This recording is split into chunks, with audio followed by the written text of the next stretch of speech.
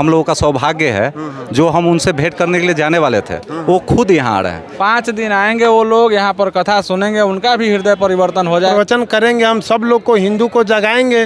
वो थोड़े पक्ष विपक्ष बनाने यहाँ आए हैं। पूरे बिहार में बहुत जगह है, लेकिन यहीं पे उनका प्रोग्राम है, यानी कि हम लोग का अर्जी लग गया। पूछने के पहले वो लिख लेते हैं और लिख के दिखाते हैं, तो लगता है कहीं ना कहीं हनुमान जी का उन पे कृपा है।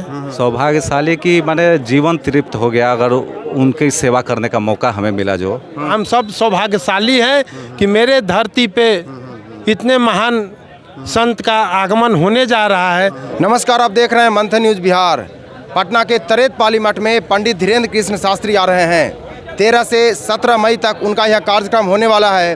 हालांकि कई राजनीतिक दल के लोग उनको विरोध कर रहे हैं, लेकिन अब बता दें हम आपको कि हमारी मौजूदगी अभी तरेतपाली मठ में है और जिस प्रकार से यहाँ पर जनता का उत्साह है वह उन सभी राजनीतिक विरोधियों के वक्तव्यों पर पानी फेरने वाला है, उनके सभी बोल वचनों पर पानी फेरने वाला है। यहाँ आप देख सकते हैं कि हमारे पीछे यहाँ हजारों की संख्या में लोग यहाँ तैयारी में जुटे हुए हैं और कहीं ना कहीं पंडित धीरेन्द्र कृष्ण शास्त्री के स्वागत के लिए खासा तैयारी कर रहे हैं। आइए हम जानते हैं कि उनकी क्या राय है, वो कितने तैयार हैं और कितने उत्साहित हैं पंडित धीरेन्द्र कृष्ण शास्त्री के आगमन को लेकर। देखिए, पहला चीज़ कि सनातन धर्म के प्रति इस तरह का जो उनका आस्था है वो गलत है।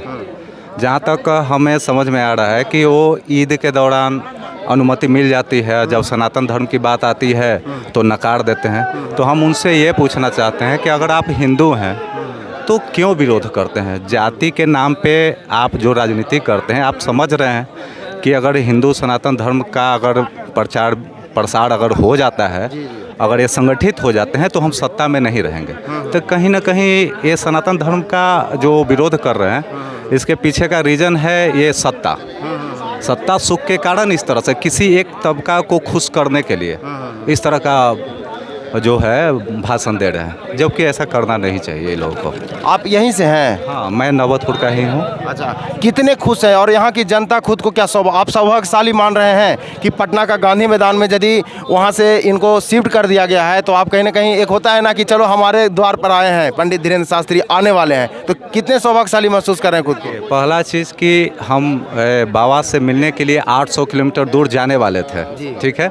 लेकिन कहा जाता है ना कि अगर श्रद्धा से कोई भी चीज़ अगर आप करते हैं तो खुद वो हम लोगों का सौभाग्य है, जो हम उनसे भेंट करने के लिए जाने वाले थे वो खुद यहाँ आ रहे हैं। इससे बड़ा, वो भी नौबतपुर की धरती का सबसे बड़ा सौभाग्य है, जो पूरे बिहार में बहुत जगह है, लेकिन यहीं पे उनका प्रोग्राम है, यानी कि हम लोग का अर्जी लग गया। ठीक है, तो नौबतपुर का अर्जी इस बार लगा है और बिहार में सबसे पहली बार, इसके लिए हम बहुत ही खुश हैं।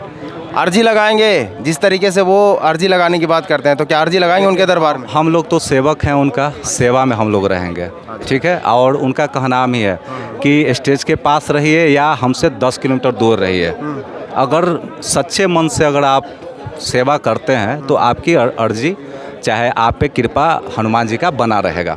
तो वो लोग, हम लोग काम करेंगे।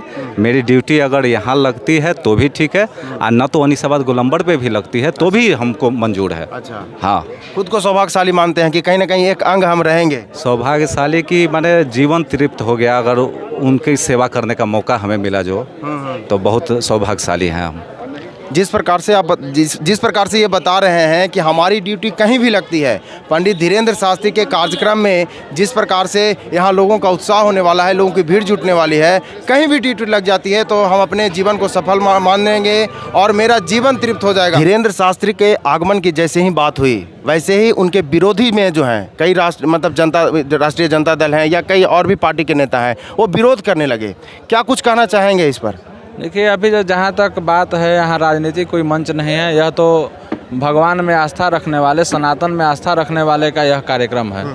यहाँ पर बजरंगबली के भक्त आ रहे हैं और राघवेंद्र सरकार के प्रांगण में आ रहे हैं, तो यहाँ पर कोई राजनीतिक दल का कोई बात ही नहीं है। और जहाँ तक विरोध का बात है कि कोई विरोध कर रहा है, वो हमारे ही संस्कृति के, हमारे ही धर्म के, हमारे ही परिवार के सदस्य हैं। 5 दिन आएंगे वो लोग, यहाँ पर कथा सुनेंगे, उनका भी हृदय परिवर्तन हो जाएगा और वो भी बाबा के जयकारा लगाकर यहाँ से खुशी खुशी जाएंगे। मतलब जो लोग विरोध कर रहे हैं उनसे यही आप आग्रह करना चाहते हैं कि वो लोग भी आ जाएं इस सभा में? हाँ, वो लोग भी आए, उनका भी स्वागत है। हम लोग फूल माला से उनका भी स्वागत करेंगे। आए, बाबा का कार्यक्रम 5 दिन उनका प्रवचन है, उनका सुने और उसके बाद एकदम है कि उनके मन में कोई भी शंका नहीं रहेगा, समूचे शंका का निदान हो जाएगा। उनका पूरा मतलब जो भी मन में विकृति उनकी भरी हुई है ऐसे लोगों को, उनका सब नाश हो जाएगा और फिर वो एकदम पुण्य बन जाएंगे और पवित्र भाषा का उपयोग करेंगे किसी के प्रति और उनका हृदय भी परिवर्तन हो जाएगा और सनातन के प्रति कभी ऐसा कुछ बोलेंगे ही नहीं। जिस प्रकार से पंडित धीरेन्द्र कृष्ण शास्त्री अर्जी लगाने वाले के बात कहने से पहले ही वो पैड पर लिख देते हैं, तो क्या आप मानते हैं कि ऐसी कुछ उनमें ईश्वरीय शक्ति है? ऐसी मानना क्या है पूरा दुनिया जान रहा है एकरा में, हमरा मानने का ख्याल क्या है, सभी लोग जान रहा है कि ऐसा हमारे और ये आज से थोड़े है। जब जिस समय किताब का रचना भी नहीं हुआ था उस समय हनुमान चालीसा में लिखा हुआ है कि यहाँ से धरती से और सूर्य की दूरी कितनी है। बताइए कि जिस समय तुलसीदास जी उसी समय लिख दिए थे कि प्रकाश के गति से जो आज हम लोग किताब में पढ़ते हैं उस समय लिख दिए हैं कि यहाँ से धरती से और सूर्य की दूरी कितनी है। तो बताइए कि तो है ही ना, अध्यात्म में हमारी इतनी शक्ति है कि आपके मन की बात को हम जानेंगे। और हमारे जो बाबा आ रहे हैं धीरेन्द्र कृष्ण शास्त्री जी, बागेश्वर सरकार के अनन्य भक्त में से हैं और उन्हें भगवान का आशीर्वाद प्राप्त है और वो जो भी कहते हैं से सब सही कहते हैं। बहुत सारे लोगों के मतलब आंखों में ये खटक रहा है कि आखिर क्यों आ रहे हैं पंडित धीरेन्द्र कृष्ण शास्त्री, क्या कहेंगे उन विरोधियों को आप? आ रहे हैं, विरोधी के थोड़े जवाब देने चाहे करने आ रहे हैं। वो तो अपना वो प्रवचन करते हैं, प्रवचन करेंगे, हम सब लोग को हिंदू को जगाएंगे। वो थोड़े पक्ष विपक्ष बनाने यहाँ आए हैं। सब आवे, सब लोग का स्वागत है, आवे उनके प्रवचन सुने। पंडित धीरेन्द्र कृष्ण शास्त्री के बारे में कोई एक अच्छी चीज़ जो आपको बहुत खासा उनके प्रति आकर्षित करती है, वो क्या है? देखिए, हम लोग टीवी चैनल के माध्यम से शुरू में देखे, मोबाइल पे भी उनका आते रहता है, तो देखे तो हम लोग को लगा कि किसी व्यक्ति को डायरेक्ट सीधा वो बुलाते हैं कि फलाने मंच के बाहर में खड़े हैं, लाल कलर के शर्ट पहने हैं, ग्रीन कलर के शर्ट पहने हैं, उनको अंदर बुलाया जाए और उनसे पूछने के पहले वो लिख लेते हैं और लिख के दिखाते हैं। तो लगता है कहीं ना कहीं हनुमान जी का उन पे कृपा है, इसमें कोई शक संदेह नहीं है। कोई ऐसी दिव्य शक्ति है जो उनके अंदर निहित है क्या?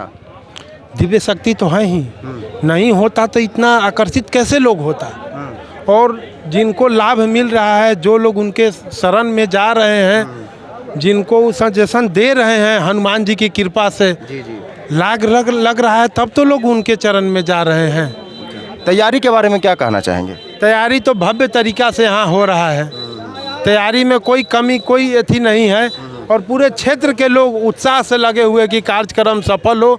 हम सब सौभाग्यशाली हैं कि मेरे धरती पे इतने महान संत का आगमन होने जा रहा है।